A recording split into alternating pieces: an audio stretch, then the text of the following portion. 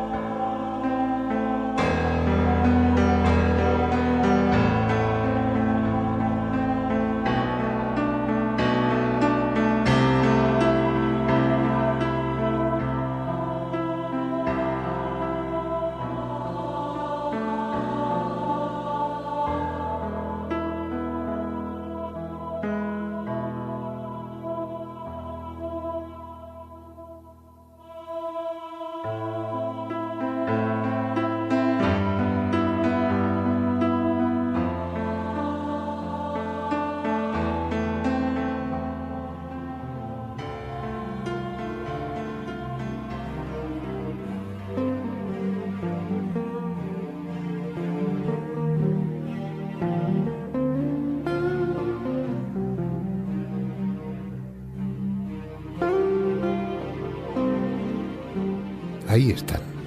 Son los llamados crop circles, los círculos del trigo o círculos de las cosechas que comenzaron a aparecer al principio de la década de los 80 en el sur de Inglaterra y que con el transcurso de los años han ido extendiéndose a otros países al tiempo que adquieren cada vez mayor complejidad y perfección. Un fenómeno del que la mayoría de la población mundial no tiene la menor idea, o a lo sumo, ha oído hablar de ello como una curiosidad que, según se explicó después por televisión, se reducía a una simple broma de dos jubilados ingleses. Sin embargo, les sugiero que presten atención a este programa, porque, como podrán deducir después, se trata de uno de los acontecimientos más extraordinarios y desconcertantes con los que se enfrenta la humanidad en este fin del milenio. Entre sus características insólitas está la periodicidad. Cada año, en la misma época y en la misma zona, los círculos de las cosechas hacen su aparición. Al punto que, además de a los investigadores, Atraen a todo tipo de curiosos, que los graba o fotografía desde avionetas alquiladas como si se tratase de una atracción turística más. Esa regularidad y su carácter tangible, se trata de algo que puede tocarse o medirse, hacen del fenómeno una materia idónea para su investigación. No hay que basarse en la credibilidad de un testigo o en el análisis técnico de fotos y filmaciones, como en el caso de los ovnis. Aquí el investigador puede venir y estudiarlo directamente. La primera consecuencia de ese estudio es que se trata de un fenómeno auténtico provocado por alguien inteligente que sigue una estrategia determinada y se sirve de medios técnicos desconocidos. Por eso sorprende que la comunidad científica no se haya interesado por el tema, al menos oficialmente, ignorándolo o tratándolo de forma despectiva, a no ser que prefiera mantenerse al margen para así no verse obligada a admitir públicamente que, como iremos viendo después, nos hallamos ante algo que está rotundamente fuera del alcance de la tecnología humana actual. Los primeros casos se produjeron en Australia durante los años 60. Se trataba de círculos sencillos que aparecían de cuando en cuando. En la década siguiente ya comenzaron a verse en otros países, y no solo aislados, sino también en agrupaciones de 3 o más círculos. Fue al final de los años 80 cuando se produjo una auténtica eclosión, sobre todo en el sur de Inglaterra. Y a partir de entonces, ya de forma vertiginosa, el número ha ido creciendo, la complejidad de los dibujos ha aumentado extraordinariamente y su contenido se manifiesta cada vez más claramente como lo que ya algunos sospechaban desde el principio: auténticos mensajes, una forma de comunicación. En 1999 aparecieron cerca de 4.000, desde Inglaterra hasta Canadá, pasando por Austria, Estados Unidos, República Checa, Australia, Holanda, Alemania, como si su intención fuese la de convertirse en un fenómeno mundial. Veamos ahora cómo son los llamados círculos de las cosechas. Su tamaño oscila entre unos pocos centímetros de diámetro y varias decenas de metros, formando agrupamientos que en ocasiones cubren hasta 1 hectárea de terreno. El nombre les viene dado por aparecer casi siempre sobre los cultivos, en zonas con hierbas altas, habitualmente cereales, y con mayor frecuencia en los campos de trigo. Las épocas de aparición de los círculos son la primavera, cuando los tallos han alcanzado ya cierta altura, y el final del verano, coincidiendo con la maduración del grano. Respecto a su origen, la ciencia institucionalizada trató en un principio de encajarlos como fuese dentro de los procesos naturales, atribuyéndolos a la acción de remolinos de aire, de hongos o a la simple acción de labriegos bromistas, de la que luego nos ocuparemos. Durante un tiempo fue apoyada oficialmente la tesis del profesor Terence Maiden, que los explicaba como la consecuencia de presuntos remolinos de plasma que descendían hasta el suelo y con su giro trazaban los círculos. Como hipótesis es un puro disparate, pero mientras fueron círculos simples, sirvió para dejar a salvo la dignidad de la comunidad académica, empeñada siempre en explicarlo todo, aunque, como en este caso, no tenga la menor idea de qué se trata. Vayamos a los detalles y a través de ellos obtengamos elementos de juicio para deducir si son obra de un bromista o, sencillamente, si son siquiera obra humana. Lo que a primera vista más impresiona es la perfección del trazado cuando se las contempla desde el aire. Parecen realizados a base de compás, regla y cartabón, como podría hacerlo un delineante sobre un tablero de dibujo. En el suelo, dentro de las figuras, puede observarse que los tallos no están rotos ni quebrados. Están simplemente curvados a pocos centímetros del suelo hasta quedar tumbados y dispuestos en espiral. De hecho, siguen creciendo normalmente en esa posición. Por si fuera poco, En muchas ocasiones, sobre todo en los diseños de forma rectangular, los tallos están entrelazados alternativamente, por grupos, constituyendo un auténtico mosaico vegetal. Es muy improbable que un farsante logre diseñar estas figuras sobre el campo durante la noche, en la oscuridad. Si después se entra en un círculo falso, podemos darnos cuenta que las plantas no están tumbadas en el suelo, sino que están rotas, no están dobladas, no están deformadas. En los círculos falsos no tenemos las diferentes anomalías químico-físicas. Además, cuando fueron analizadas algunas de ellas, entre los círculos más complicados, se descubrió que para crear estos pictogramas se empleaba una geometría muy compleja. Se ha comprobado que dentro de las formaciones hay un remanente de energía, tanto más activa cuanto más recientes son.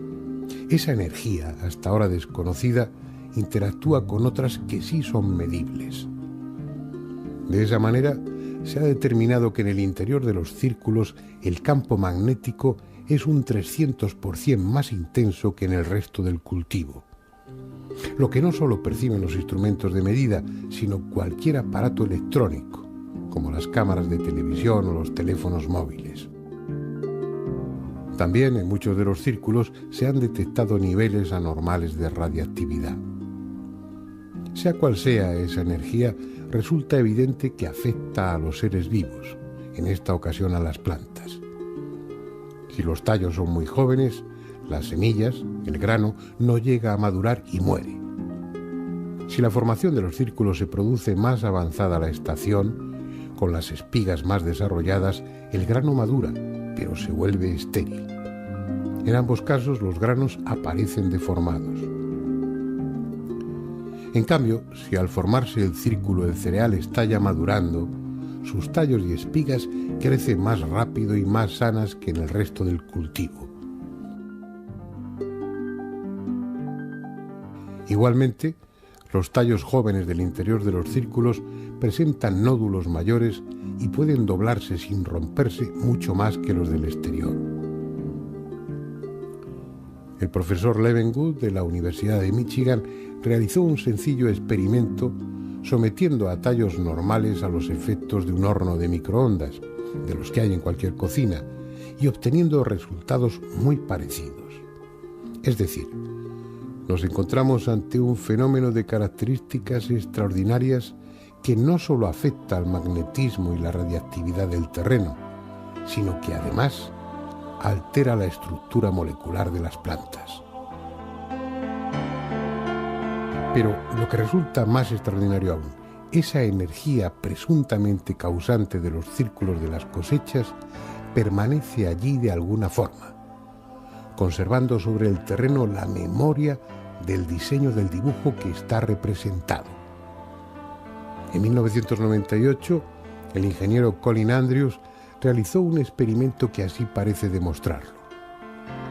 Colocó agua destilada en recipientes adecuados dentro de alguno de los círculos de las cosechas y luego, mediante un espectrógrafo, comprobó que a nivel molecular el agua tendía a ordenarse de una forma parecida a la del dibujo en cuyo interior había estado, como si en ese lugar hubiese algo, un campo energético, con el esquema del dibujo memorizado y esa información hubiese pasado al agua reordenando sus moléculas. Para apreciar la diferencia, observen esta fotografía. En ella puede verse la disposición que adoptan las moléculas de agua en condiciones normales sin la influencia de los círculos. Campos de energía codificada, o vaya usted a saber qué otra cosa, puesto que no hay palabras adecuadas para definir algo que ignoramos lo que es, capaces de producir todas esas alteraciones que hasta ahora hemos descrito y que se sirve de métodos precisos, geométricamente impecables, hasta para doblar las espigas, como descubrió Roy Dalton para su sorpresa. Este ingeniero aeroespacial inglés ha podido comprobar que la espiral que se forma en los círculos de las cosechas corresponde a un modelo matemático concreto que se repite en todos los círculos auténticos. La espiral interna del círculo corresponde a un vórtice, a un remolino de contracción, una fuerza que va hacia el centro, en tanto que la línea que forma el borde, el círculo exterior, gira de forma distinta y en dirección opuesta. Nos guste o no, el hecho es que detrás de los círculos hay una tecnología que rebasa nuestra capacidad de comprensión. La cuestión ahora es saber quiénes están dibujando esas fantásticas figuras sobre nuestros campos y para qué.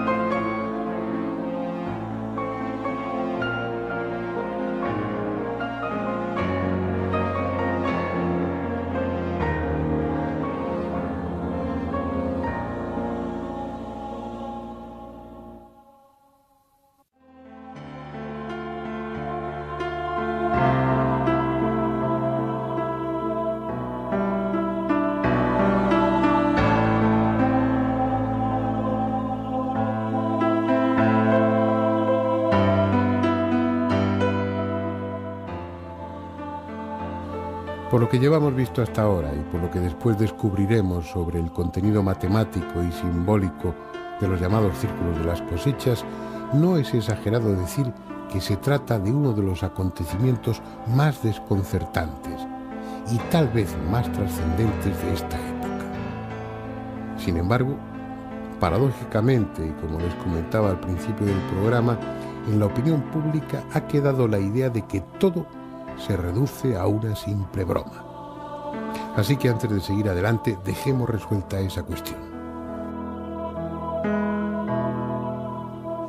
El 9 de diciembre de 1991, el periódico inglés Today publicaba la noticia de que dos jubilados ingleses, Doug Bower y David Chorley, confesaban ser los autores de todos los círculos aparecidos durante 13 años, hasta esa misma fecha. Obviamente, la idea me hace reír por lo absurdo que es. Me pregunto cómo puede ser concebida la idea de que dos ancianos de cerca de 65 años puedan cumplir el milagroso trabajo de imprimir 15 perfectos diseños, grandes centenares de metros en un solo día y en diversas partes del país británico. Es imposible. Solicitamos a los dos jubilados realizar uno de los diseños delante de la cámara. Lo que diseñaron sobre el terreno fue impreso también por las cámaras fotográficas de diversas personas presentes. A veces hago ver algunas de estas fotos durante mis conferencias, de las cuales normalmente se ríen todos. Lo que inmediatamente se nota en las imágenes es una gran confusión. No hay simetría, ninguna de las bellísimas simetrías vistas hasta aquel momento. En el terreno las plantas resultan rotas, reducidas prácticamente a pedazos. Esto demuestra claramente que aquello que nosotros vemos, que observamos cuando nos encontramos frente a aquellos espectáculos de perfección, no es lo que han hecho ellos. El asunto es tan ridículo que no se mantiene en pie. Obviamente es posible que los dos oportunistas hiciesen uno o una docena de círculos, como podría hacerlo cualquiera. Pero esos círculos son algo que nada tiene que ver con los auténticos.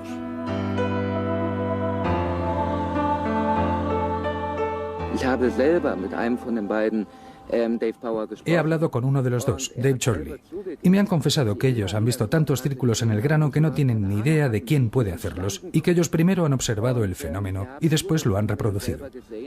De hecho, sus círculos en el grano son las copias ridículas del fenómeno original. Cada investigador ha reconocido que ellos son falsos.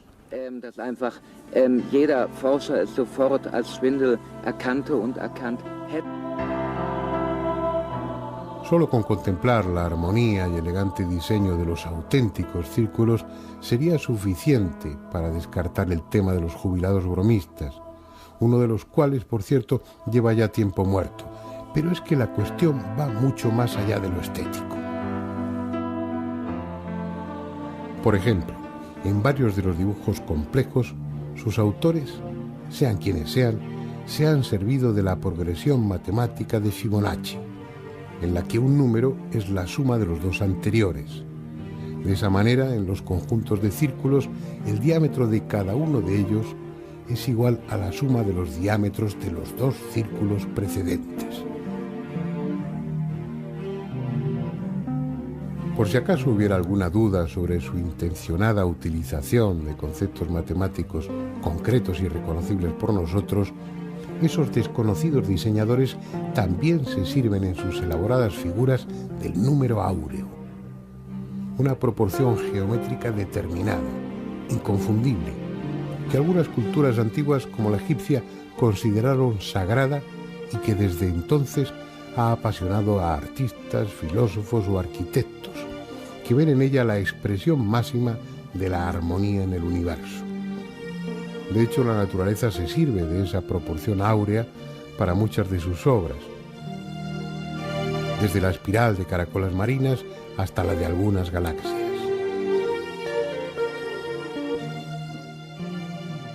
Número áureo y desarrollos fractales, es decir, series en las que a partir de los bordes de una figura se van formando otras idénticas cada vez más pequeñas. Un concepto matemático de vanguardia que también está presente en los círculos de las cosechas desde el principio de los años 90, en que comenzaron a aparecer figuras que eran auténticos diagramas fractales, diagramas tan complejos que son imposibles de calcular sin la ayuda de un ordenador, pero que están ahí, a escala gigantesca, sobre los campos de cultivo. Quien quiera puede atribuirlo a la casualidad, pero el hecho es que el primero apareció el 13 de agosto de 1991 en las inmediaciones de Cambridge, sede de la famosa universidad en la que precisamente daba clase el matemático Benoit Mandelbrot, el descubridor de los diagramas fractales. Mandelbrot set itself is, as you know, a fractal, and it represents that state which exists. La serie de Mandelbrot es un fractal. Representa una fase existente como una geometría. Las computadoras lo colocan en un esquema representando unas condiciones que indica el verdadero límite entre el orden, así como lo conocemos, y el caos.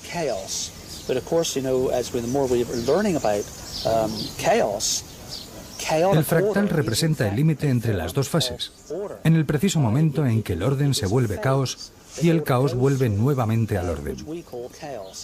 Creo que es muy importante que nosotros comprendamos cuándo es el momento en el cual el orden desaparece y vuelve el caos.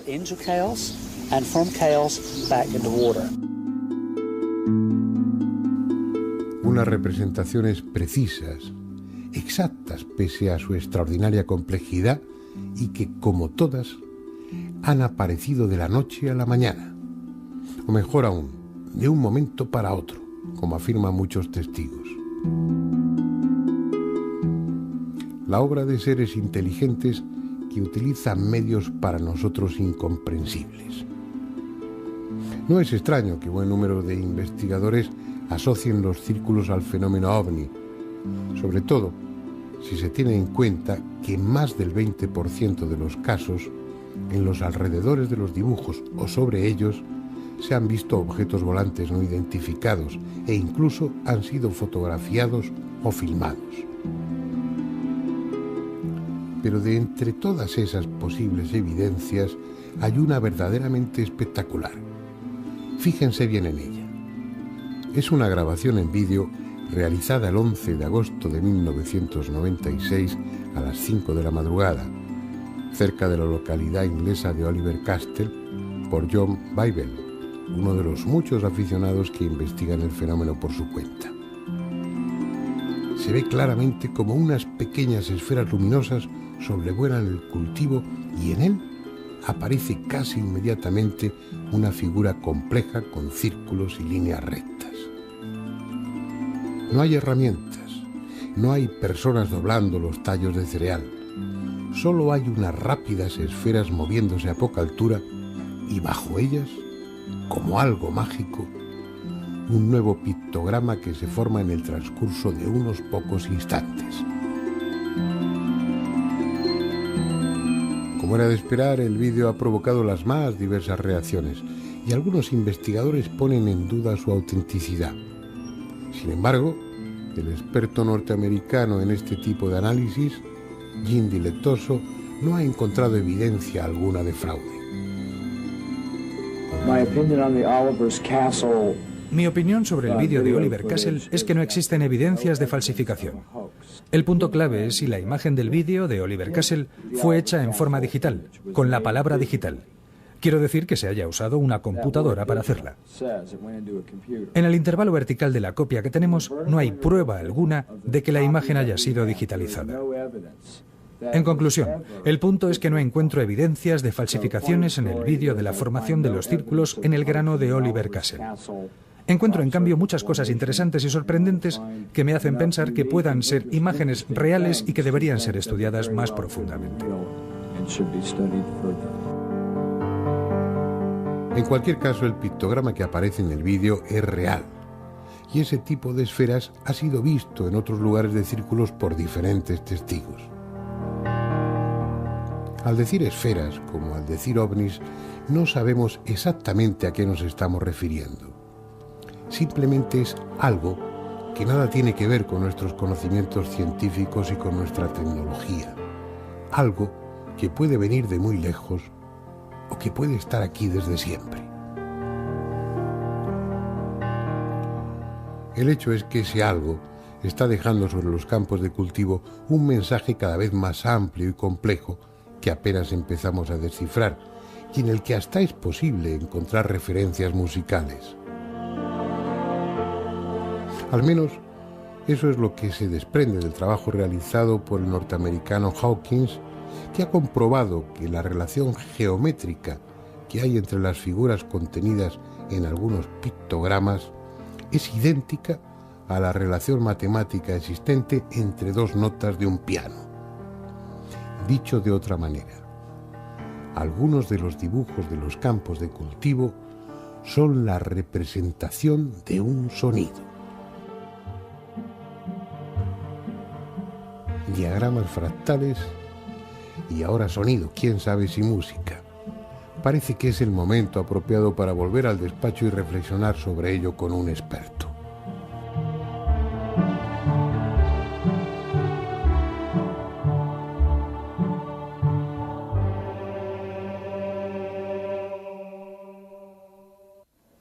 Como estamos viendo en el tema de los círculos de las cosechas, han ido apareciendo, sobre todo a lo largo de esta última década, formaciones cada vez más complejas en las que están presentes conceptos matemáticos muy de actualidad, que uno, si tiene una enciclopedia en casa antigua, no encuentra incluidos esos términos porque corresponden a las matemáticas actuales.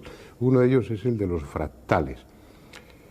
Y bueno, aunque en el guión yo cito el tema, creo que es fundamental que hablemos con alguien que conoce los círculos de cosechas muy bien, que ha estudiado esa cuestión a fondo y que además tiene la formación matemática y técnica suficiente para que nos explique cosas que yo no sabría explicar. De hecho, no lo he podido hacer en el guión por falta de conocimientos matemáticos. Juan Ignacio Cuesta, él es periodista y es investigador adscrito al Departamento de Periodismo 3 de la Facultad de Ciencias de la Información de la Universidad Complutense de Madrid, además de espeleólogo y además de otras muchas cosas, ¿no? Un hombre tremendamente inquieto, al que agradezco que esté aquí acompañándonos y al que de entrada le pregunto a bocajarro, ¿qué son los fractales? A ver si eres capaz de explicarlo de una manera asequible para mí. Técnicamente, un fractal es una superficie, un cuerpo geométrico, cuya dimensión topológica es menor en un punto a su dimensión fractal. ¿Esto qué quiere decir? Pues lo voy a decir de una manera que se pueda comprender vulgarmente. Esto significa que un fractal es una superficie limitada, o sea, finita, que tiene límites cuyo borde, cuyo perímetro tiende al infinito. Cuando uno ve gráficos de geometría fractales, lo primero que se capta es cómo esa misma figura se va descomponiendo, por decirlo así, en otras idénticas progresivamente más pequeñas, como formaciones estéticamente muy curiosas y, por lo visto, matemáticamente apasionantes, ¿no? Para que nos demos cuenta de lo que es un fractal, podemos hacer lo siguiente: coger un triángulo, dividir cada uno de sus lados con un punto al centro y coger otro triangulito que sea la mitad justo del que tenemos e irlo colocando en cada uno de estos 3 puntos, con lo cual tenemos una estrella de 6 puntos. Luego a cada uno de esos lados de ese polígono lo podemos dividir por la mitad y añadirle otro triangulito que sea la mitad justo, y así hasta el infinito. Entonces tendríamos 2 tipos de desarrollo: un desarrollo, como tú bien decías antes, que es de orden creciente, y un desarrollo que es de orden decreciente. ¿Por qué se denomina fractal? Por la gran fractura que presenta cuando llegamos, digamos, a la generación dramática, cuando ya no se puede llegar más, cuando estamos alcanzando los bordes del infinito y prácticamente la generación de estas figuras se nos escapa de los ojos y de la mente. Tú conoces bien el tema de los círculos de cosechas. ¿Hay ahí representaciones geométricas que tengan que ver con los fractales? Bueno, vamos a ver, siguiendo todos los círculos de cosechas a los que he podido tener acceso desde hace aproximadamente 20 años, a todos los que he podido tener acceso, he detectado 2 tipos de formas. Una, las que se corresponden con la geometría euclidiana, o sea, círculos, rayas, puntos, triángulos, que hay, bueno, podemos hablar de que pueda existir un cierto fraude, pero hay figuras fractales. Y una figura fractal es imposible de hacer con ningún mecanismo que nadie tenga. Haría falta tal cantidad de gente, tales instrumentos de precisión, y tengamos en cuenta que cuando se empezaron a aparecer las figuras fractales, o lo que denominan los adeptos, los abecedarios fractales, o las tipologías fractales, no había GPS. Por lo tanto, es dificilísimo poder desarrollar un círculo que se desarrolla en 160 o 170 metros, formado de polígonos fractales de una dimensión mínima, que vistos desde el aire son absolutamente perfectos, corresponden a fórmulas matemáticas, y que a mí no se me ocurre cómo ninguna persona puede llegar a construir un mecanismo tecnológico que le permita hacer eso y con esa perfección. Cabe la posibilidad, y perdona que insista, en que desde un helicóptero, un matemático provisto de los instrumentos más de vanguardia que pueda haber, y un equipo de topógrafos, ingenieros abajo en el suelo, siguiendo las instrucciones, realicen algo así? Es muy difícil. Es muy difícil porque además un helicóptero sobre un círculo, o sea, sobre un campo de cereal, todo el mundo sabe que produce una serie de huellas, una serie de fracturas. Sí, no, lo digo, y además estaríamos hablando de una multitud de obreros especializados que no dejarían círculo, que no dejarían ni rastro del campo de cultivo entero. Vamos a pensar, por ejemplo, en el círculo de Abbey de 1996. Ese círculo está formado por cerca de 2.500 piezas, todas distintas y perfectamente sincronizadas dentro de una geometría fractal. No se me ocurre cómo se puede hacer eso. Hombre, siempre hay un genio que puede estarnos engañando, pero desde luego solamente el hecho de que exista ese genio que nos está engañando ya es maravilloso. Ya ese es un misterio en sí, quién tiene ese cerebro y quién tiene esas capacidades. Con toda la experiencia que tú tienes, ¿qué crees que es eso? ¿Quién crees que lo hace y para qué lo hace? Yo personalmente aquí tengo que ser muy humilde, tengo que ser muy sencillo y practicar el reconocimiento de que me resulta muy difícil entenderlo. Lo que pasa es que hay muchas teorías. Hay una teoría que se refiere a la energía de la Tierra, hay otra teoría que se refiere a las famosas líneas de Hartmann, la misma energía de la Tierra pero ya más o menos entutorada. Está la teoría de los ovnis, está la teoría, por supuesto, de los fraudes. A mí hay una teoría que me gusta, la de Lovelock, es yo creo que la que más me gusta. Es, de alguna manera, es una emanación que la Tierra hace por su parte más débil Igual que en el mar, que también es una parte, digamos, blanda o que puede graficar cosas, el mar nos trae imágenes pluriformes de miles de cosas, los círculos de cereales, que son débiles, que son manipulables por energías muy sutiles, la Tierra ahí nos está contando algo de sí mismo. Es decir, estás hablando de una Tierra inteligente y con sentimientos. Hombre, es que la Tierra nos está dando un mensaje de su propia creatividad y yo quiero por lo menos entenderlo así. Si se me acusa de ser excesivamente crédulo o de establecer una hipótesis, digamos, poco sostenible, por lo menos mi imaginación o mi literariedad me hace que yo me crea de momento esa teoría, porque es la única a la que de momento soy capaz de agarrarme. ¿Ves tú en el transcurso de los años, desde que empiezan a aparecer los primeros más sencillos, a sobre todo lo que ha sucedido en estas 2 últimas décadas y especialmente a partir de los 90, ves una progresión en la calidad o en la profundidad de los mensajes o en la complicación de ellos? Sí, hay una progresión, es evidente. Es como si quien los está haciendo tuviera una intención comunicativa y haya descubierto que está comunicándose y por lo tanto se está produciendo un flujo, una transferencia de conocimientos. Se produce comunicación cuando se produce el círculo entre el emisor y el receptor. Quien esté detrás, lo que esté detrás del círculo de cereal, detecta de alguna manera que esto está llegando y entonces va perfeccionando su mensaje, quizá haciéndolo crecer, haciéndolo más inteligible, haciéndolo más comprensible, en el supuesto de que hay personas que ya lo pueden entender o que se han preocupado por ello. Podemos quizá afirmar que llevan apareciendo círculos de cereal que no hemos visto, digamos, desde que el hombre cultiva cereales. Pero esta es la primera vez que alguien los está empezando a comprender y los está empezando a entender. Y quizá por eso, lo que sea, se esmera. O hasta se puede hacer música con ellos. Hay un experimento que a mí me resultó fascinante cuando lo escuché, cuando me lo dejaste oír, que es, bueno, partir de la geometría o de las matemáticas que hay ahí implícitas en algunos de esos diseños y prestarle sonido, ¿no? ¿Qué es exactamente lo que has hecho? Bueno, la teoría no es mía, la teoría es de un americano, Freddy Silva, y que se basa también en los estudios de Jack Lavlor sobre la geometría sagrada. Midiendo los círculos, llevándolos a un papel, estudiando sus relaciones, aparecen las famosas proporciones áureas, aparecen las famosas reglas de la armonía que descubrió Pitágoras, supuestamente al pasar por una fragua. Empiezan a aparecer todas estas cuestiones. Entonces Freddy Silva dijo, ¿y por qué no ver a qué suenan estas estructuras matemáticas? Y la música que generan es música, esa es la gran pregunta. Es música porque se desarrolla en el tiempo en el sentido horizontal, o sea, tiene ritmo. Y es música porque se desarrolla en sentido vertical, o sea, tiene tonalidad. Que no corresponde a melodías, digamos, memorizables o inteligibles, porque es una cosa de tipo aleatorio, o suena como de tipo aleatorio, eso es verdad. Pero son tan bellas y son tan fascinantes que ahora tenemos un campo de investigación grandísimo, todos los físicos y todos los matemáticos y todos los que estamos con la música.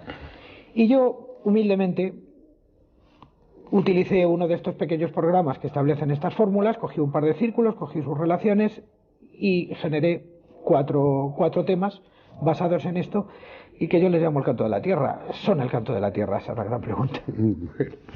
Oye, Juan Ignacio, estoy seguro de que en más de una ocasión tendrás que venir a echarnos una mano en otros programas y para mí, pues, aparte de resultar muy, muy agradable, te estoy muy agradecido por ello. Pero te voy a despedir aquí para que los oyentes y yo, pues mientras vemos unas cuantas imágenes de esos maravillosos círculos, escuchemos unos fragmentos, unos minutos de esa música.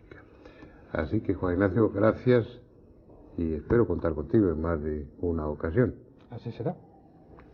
Vamos a ver, vamos a escuchar esa música.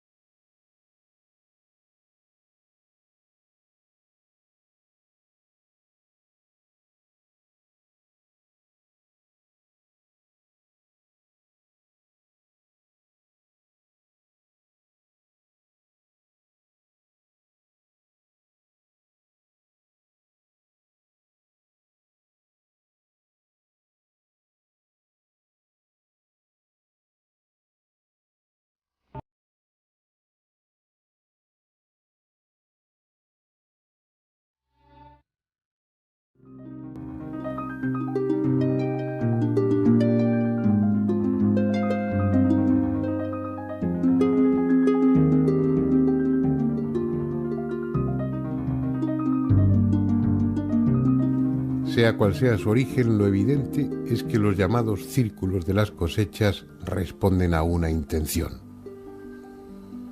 Primero llamaron nuestra atención.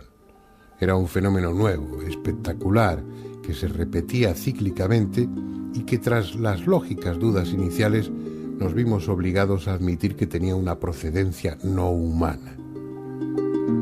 Después, al descubrir que en esos diseños se incluían conceptos matemáticos y geométricos precisos, además de sorprendernos y admirarlos, experimentamos la necesidad de fijarnos con atención en ellos, de estudiarlos, para buscar otros contenidos aparte de los estéticos. De esa forma, hemos ido descubriendo, sin esfuerzo, esa es la realidad porque los hacedores de círculos son muy explícitos, que además de un lenguaje universal, el de las matemáticas, que conecta directamente con nuestra inteligencia consciente, están utilizando otro tipo de lenguaje, el de los símbolos, también con un carácter universal, pero dirigido no a nuestra consciencia, sino a nuestro inconsciente. Aunque han aparecido en diferentes países y da la impresión de que el fenómeno tiende a hacerse universal, parece claro que ellos sienten predilección por una zona determinada del planeta, el sur de Inglaterra. Allí aparecen desde hace más tiempo, con más frecuencia y mayor abundancia. Es una región que, por causas no bien conocidas, fue ya hace millares de años elegida por los sacerdotes astrónomos de las culturas megalíticas para levantar sus monumentos. En esa parte de Inglaterra quedan los restos de muchas alineaciones de menhires, alguna tan elaborada y colosal como la de Stonehenge, y colinas artificiales como la de Silbury Hill, obras ciclópeas, rodeadas por otras más modestas, muchas ya apenas reconocibles, pero todas ellas con forma circular. Es el mismo paisaje que sirvió de escenario después para el mito del rey Arturo, sus caballeros de la mesa redonda y la leyenda del Santo Grial. El por qué prefieren ese lugar no lo sabemos, pero es posible que, como muchos aseguran, esas corrientes de energía que al parecer recorren la Tierra formen allí una red más espesa e intensa. Sea por esa u otra razón, a los extraordinarios dibujantes de los llamados círculos de las cosechas parece gustarles esa zona. De la misma forma, también parecen tener un claro interés en que sus diseños representen símbolos de carácter esotérico, en el sentido más cósmico y trascendente de la palabra, símbolos pertenecientes a las más diversas culturas y que sean fácilmente reconocibles por nosotros.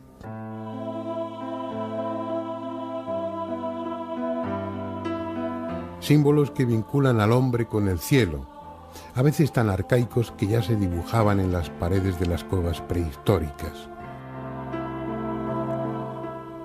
o tan universales como la svástica, símbolo del sol moviéndose en el cielo, presente en todas las culturas, desde la antigua India a Norteamérica, desde China a la Europa celta. Otros simples, pero que parecen aludir al mismo principio. El sol, con una corona ondulante, como expresión de su movimiento o de su poder generador.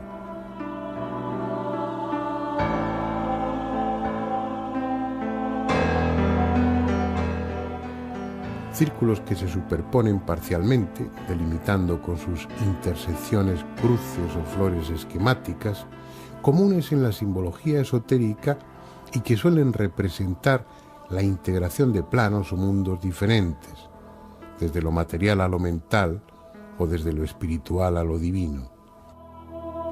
Son interpretaciones elementales de un rompecabezas del que aún nos faltan muchas piezas. O las estrellas de 5 puntas, también frecuentes en los campos de cereales, incluidas dentro de círculos y como parte de diseños complejos. Una estrella pentacular que en el simbolismo esotérico representa al hombre como rey de lo creado, al hombre bajo su aspecto trascendente, como hombre consciente de su origen divino. Especulaciones, tal vez. pero a las que los propios diseñadores de los círculos parecen conducirnos. Porque si unos dibujos resultan ambiguos, otros, en cambio, no pueden ser más concretos.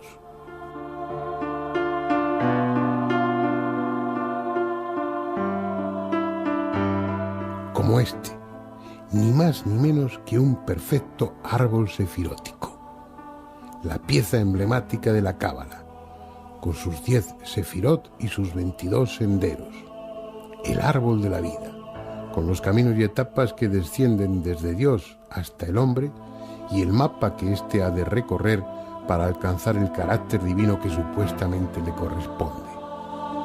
Un símbolo tan reconocible, tan evidente como este otro, formando parte de un diseño complejo con 2 pentáculos superpuestos inscritos en un círculo que apareció en 1997, está, sin posibilidad de error, el Ankh, la cruz egipcia, otro símbolo cósmico que relaciona al hombre con la eternidad, la llave que los dioses egipcios llevaban en su mano.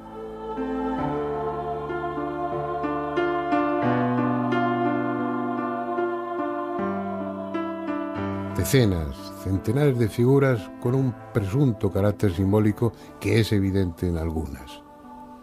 Mezcladas con ellas, otras cuyo significado parece astronómico, desde la representación dinámica de un cometa hasta la órbita aparente de planetas.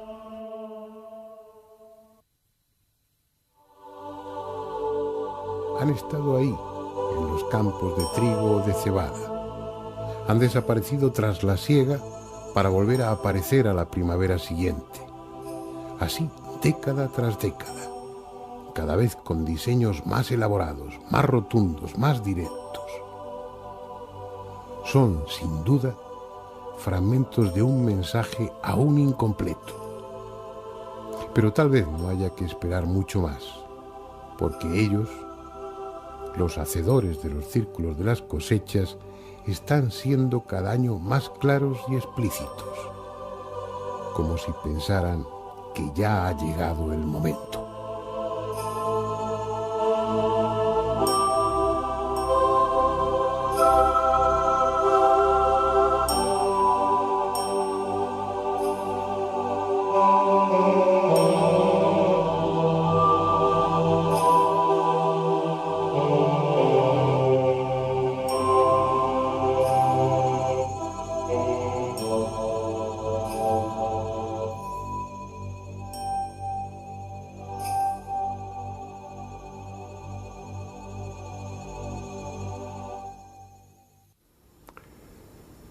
Vamos a seguir profundizando en este tema, a mi juicio fascinante, en los círculos de cosechas. Está claro que eso no es obra de topógrafos, de ingenieros, ni de jubilados. Alguien, no sabemos quién, ni desde dónde, ni por qué medios, está dejando una especie de extenso mensaje que va ganando en complejidad a medida que transcurren los años. Alguien que da la impresión de que nos quiere decir algo. Bueno, yo no tengo respuestas, pero hay personas que han estudiado el tema durante bastante tiempo, que dominan otras muchas materias y que tienen diferentes elementos para confluir en una posible interpretación de ello. Margarita García Vaquero, pues ha sido tan amable de acompañarnos aquí.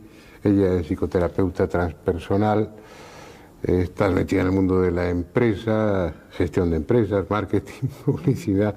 Eres una viajera impenitente y estás enganchada con todo lo esotérico en el mejor sentido de la palabra, con ese tipo de mensajes o de avisos o de ilustraciones que a lo largo de la historia se nos vienen dando para que algún día, si somos capaces, lo elaboremos y lo comprendamos, algo así, ¿no? Así lo has definido tú muy bien. Buenas noches.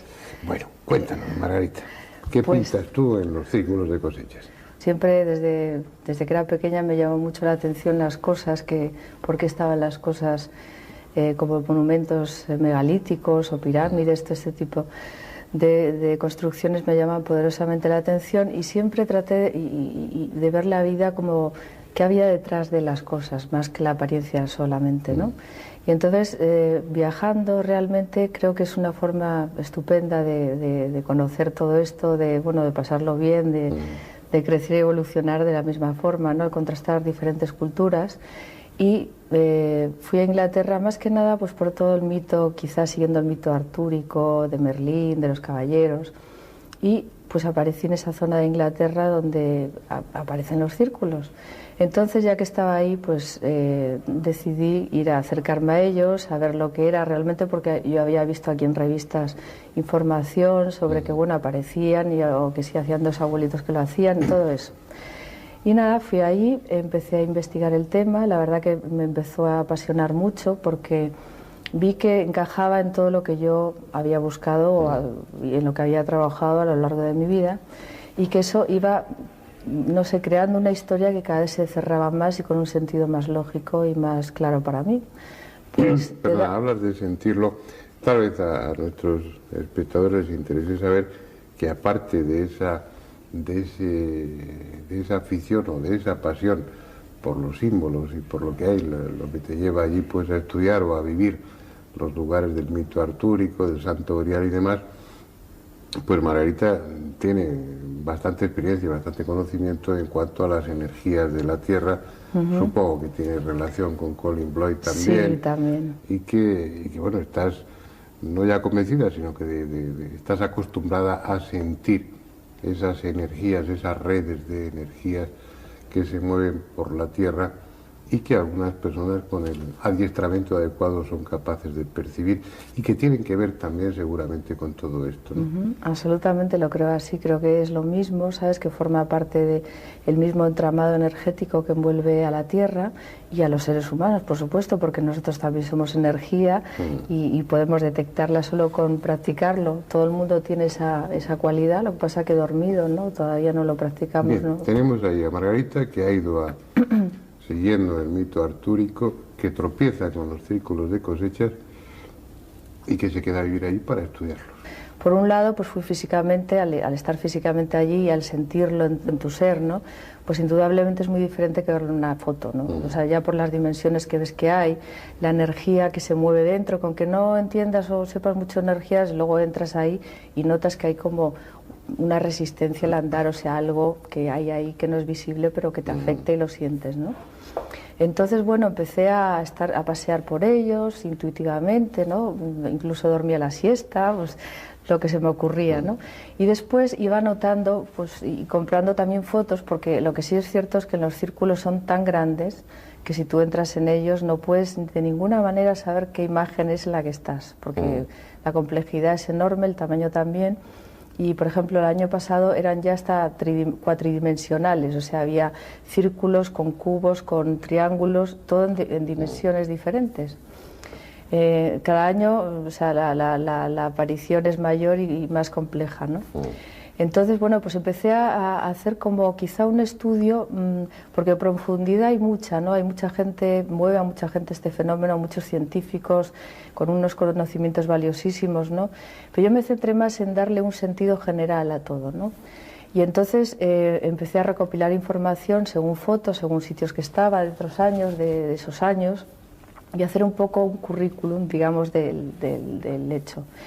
Y entonces empecé a llegar a diferentes conclusiones. Por un lado, la información. ¿Qué información tienen? Pues aparte de que son figuras geométricas preciosas, muy bonitas, y que muchas las reconocemos como símbolos de magia de egipcia o similares, pues empecé a ver que había también, por ejemplo, eso, o sea, todo lo que es alusión a culturas ancestrales. Después empecé a ver que había matemáticas, sobre todo fractales, había unas fractales impresionantes, ¿no? Sobre todo la de Mandelbrot, que fue la primera que apareció. O sea, matemáticas, referencia a civilizaciones antiguas. Después, ubicación de la Tierra en el sistema solar y los planetas cercanos a la Tierra, como son bueno, la Luna, Mercurio, Venus, la Tierra, Júpiter y Saturno. Esos aparecen representados. Esos aparecen representados ahí. que es una curiosa analogía con la geometría sagrada, que también es otro grupo de información que hay, porque es la misma información, ¿no? O sea, te das cuenta que, por ejemplo, en Stonehenge, yo después de ver eso digo, bueno, voy a ver las medidas de Stonehenge, a ver qué hay ahí, cómo es su estructura además. Entonces veías que también ahí están los planetas ubicados de esa manera, ¿no? O sea, que ahí ya es un sitio, un lugar en el cual esa información está contenida, ¿no? Entonces ya ves primera analogía con eso. Después también hay códigos genéticos, todo lo que se refiere al ser humano, ¿no? Códigos genéticos, cambios en códigos genéticos, frecuencia 12. Después también muestran relaciones que están defectuosas en ADN, en cadenas moleculares, o sea que hay un conocimiento ahí profundísimo a esos niveles. Y después hay también mucha alusión a, por ejemplo, como los indios Hopis, a sumerios, etcétera, etcétera, ¿no? O sea, todo eso es la información tal y como pero se tremendamente heterogénea, vasta, amplísima, sí, geográfica e históricamente. Es una mezcla de muchas cosas y el denominador común, o los denominadores comunes, unas veces las matemáticas, otras veces lo astronómico, otras veces lo humano. ¿Qué sentido tiene todo eso? Pues para mí es un sentido, como decir, una ubicación general de todo, ¿no? Es decir, por un lado, ¿dónde estamos? En un planeta, que es la Tierra, que está en el sistema solar, y esta es su ubicación. Aquí están los planetas más cercanos, aquí está la galaxia, porque también hay grandes referencias a la galaxia. El giro espiral como energía le da mucha importancia y es muy importante. Y aparte de todo esto, también el ser humano, o sea, con sus cambios de conciencia, hay muchas alusiones al laberinto del ser humano, ¿no? O sea, como cambios de frecuencia, conciencia. Y después también aparecen algunas figuras como de animales, también incluye el reino animal. Es como que está toda la creación, todos los seres que estamos implicados en la Tierra y en el universo, como ¡pum!, nos llama la atención así. Y después también, al hacer alusión a culturas antiguas que poblaron el planeta y que nos dejaron su mensaje, pues también como diciendo, en el pasado ya hay avisos, hay información que os queremos dar y que también está aquí ahora en este momento, ¿no? Entonces yo haría un poco una biblioteca viviente de la historia del hombre y de los seres que le han acompañado en su evolución, tanto planetarios como de otros reinos, ¿no? Bien. Bueno, ahora vamos a la intención. ¿Qué deduces? ¿Qué piensas? Que es una llamada al cambio actual que estamos viviendo, ¿no? En el cual nos dicen que reconozcamos un proceso vital, porque la vida son ciclos evolutivos que nunca paran, que estamos en un momento muy importante en el cual hay que recordar el mensaje que nos dejaban todos nuestros ancestros, descubrir qué quiere decir, ¿no? Y descubrir que es una llamada a la unidad de todos los seres vivos que hay en el universo, ¿no? Y que entremos, que es importante que tengamos conciencia de la Tierra como ser vivo, no como un trozo de roca que gira en el espacio sin más, y que es importante en este momento, en esta frecuencia vibratoria que está ocurriendo, este cambio de conciencia, ajustarnos como un dial de radio a esta emisora gigantesca que es el universo, ¿no? ¿Tú crees realmente que se está produciendo un cambio de conciencia? Yo creo que realmente hay un incremento de la vibración de las cosas y realmente no es lo mismo. O sea, se está desmoronando el sistema, se está desmoronando las creencias, los valores, las religiones, las familias, todos los conceptos como que nos quedan antiguos, ¿no? No son malos, simplemente que ya no son útiles. Hemos progresado y necesitamos algo diferente, ¿no? Algo que nos haga dar un salto de conciencia, que nos amplíe la visión de nosotros mismos y del lugar donde estamos, ¿no? Y yo creo que es lo que está pasando, por eso no estamos cómodos. ¿Por qué ahora todo es crisis, crisis, crisis? Crisis es cuando el lugar donde estabas y que antes te era válido, donde te apoyabas, donde te sentías seguro, ya no te vale. Entonces necesitas buscar algo nuevo que por un lado no sabes lo que es todavía, pero entonces estás como un pie en cada lado, sin saber bien dónde, pero sabiendo que aquello no funciona. Entonces creo que eso es una verdad y una evidencia general y creo que es así, ¿no? Aparte que científicamente a niveles de códigos genéticos y demás, es algo demostrable. Lo que pasa es que los medios de comunicación tampoco, sobre todo aquí en España, tampoco hacen mucho énfasis a esto, y hasta ahora todos los cambios o hablar de cosas sutiles es como de brujería o de gente rara, ¿no? Entonces, los círculos de cosechas lo que inducirían es a la reflexión, no es que haya ahí un mensaje que literalmente tenga una traducción en el que diga humanos, cuidados, no, es algo que nos invitaría a hacer ese tipo de reflexiones que tú haces ahora. Sí, yo creo que sí. Además, yo pienso claramente que los círculos como forma son unos arquetipos muy potentes, y entonces tienen una energía que, aunque no nos demos cuenta y aunque no queramos, están actuando en nuestros códigos genéticos, en nuestras células y en nuestra mente inconsciente.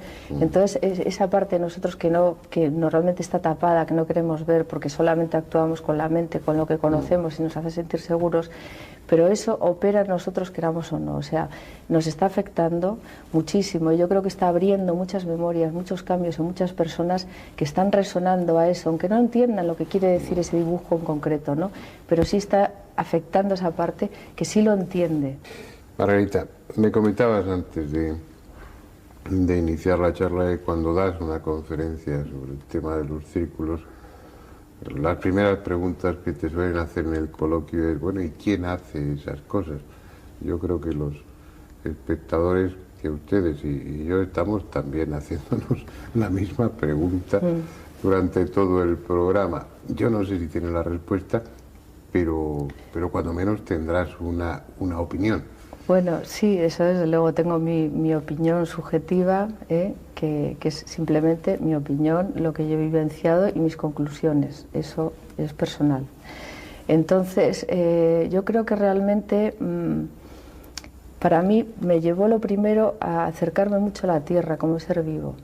Entonces la Tierra tiene unos cuerpos igual que nosotros, cuerpo físico, emocional, mental y espiritual, y es un ser manifestado. Entonces para mí el cuerpo mental de la Tierra está formado por, es una red de cristal poliédrico maravillosa, es como un copo de nieve gigantesco que flota en el universo, en el cosmos, es como una antena gigante, una emisora de radio, ¿no?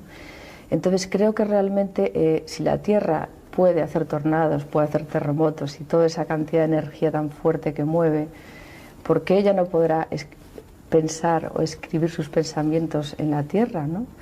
Entonces para mí es una expresión de ella, puesto que aparecen en ella, si no podían aparecer en otro lado. Y a la vez también es un efecto espejo con otra dimensión. O sea, yo creo que hay hermanos de otra dimensión. Yo realmente creo que existe vida en el universo, no somos los únicos que estamos aquí plantificados. Me parecería, a mí me parece absurdo, me lo ha parecido siempre. Creo que realmente hay muchos planetas habitados, aunque todavía no los conozcamos. Para mí es eso, este fenómeno ocurre, también yo le llamo a veces en plan broma, pero también creo que es así, marketing cósmico, ¿no? Es posible porque todo es posible en este mundo como estamos viendo, y entre esas cosas que teóricamente son imposibles pero que resultan ser reales, como los círculos de cosechas, pues bueno, uno acaba pensando, o debiera terminar pensando que no es cuestión de empeñarse, sino de decir ya. Es posible que sea así. De todas formas, los círculos de cosechas están ahí, son mucho más que un fenómeno extraño. Da la impresión de que detrás de ellos, en el fondo de ellos, hay un mensaje, y que ese mensaje no es grandilocuente, sino que ese mensaje debe o debiera resonar en la intimidad de cada uno de nosotros, que es como se producen o se deben producir los cambios en definitiva. Están ahí, ustedes pueden ir, pueden tocarlos, pueden pisarlos, no es algo lejano, son un enigma tangible que está sobre los campos de cultivo, y si no pueden ir, tienen por lo menos los documentos gráficos, las fotografías, las filmaciones, que es posiblemente la mejor manera de verlos, porque la complejidad de todos esos dibujos, bueno, como decía Margarita, desde el suelo no se aprecia, uno solo está viendo las espigas tumbadas, pero no percibe la dimensión de aquello que está pisando. Es decir, tienen elementos más que suficientes para poder pensar sobre ello y bueno, y decidir cada uno si es el momento de ese cambio y si los círculos de cosechas pueden ser el pretexto para ello. Ojalá fuera así. Les esperamos aquí la próxima semana con otro tema que deseamos que sea de su interés, y a Margarita García Vaquero pues le damos las gracias y me temo que en más de una ocasión pues te haremos venir aquí si estás dispuesta a ello para ayudarnos. Hasta entonces y hasta siempre.